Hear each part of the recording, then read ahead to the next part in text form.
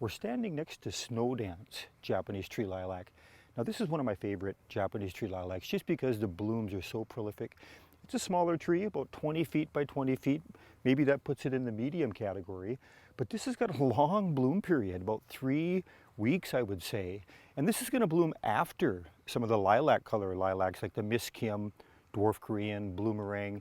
We took a look at those at a video about 2 weeks ago I think. You just can't go wrong with this. And this is just doing great in this location. Look at those blooms. It's just incredible how prolific they are. Ivory silk lilac is probably the most commonly planted Japanese tree lilac.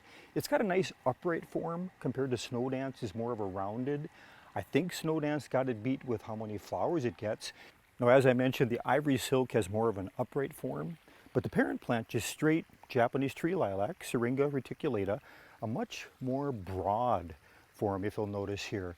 They can get quite wide, 25 feet wide by only 20 feet tall. So that's the difference. Ivory silk is a variety of the Japanese tree lilac, and again, probably the most commonly planted. And we're coming up on copper curls lilac. This is the subspecies of the reticulata, and it's considered a Pekin lilac. Copper curls comes from that bark that we see exfoliating, that orange coppery bark.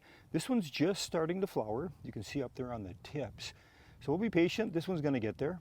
This is another variety of the Japanese tree lilac. Look at the variegation on the leaf. That's one of my favorite parts about it, that mottling, variegation. Still a little bit too young to be flowering apparently. Haven't seen any blooms on this yet, and it's been in here about 5 years. So the Japanese tree lilacs can take anywhere from, right when you plant them out of the nursery at a 5-footer, I've seen them blooming. Other times it can take 7 to 10 years, it's just going to vary.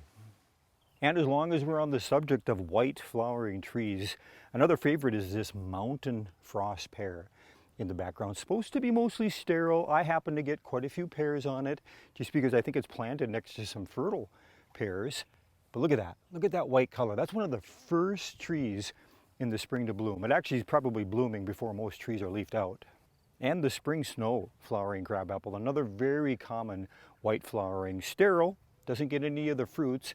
It's intermixed here with the red splendor flowering crab, but one big windy day in the spring, those blooms are gone. This thing's gonna hold. So Snowdance, definitely my favorite Japanese tree lilac variety, can't go wrong. Thanks for watching Garden Hike. We'll see you again next time.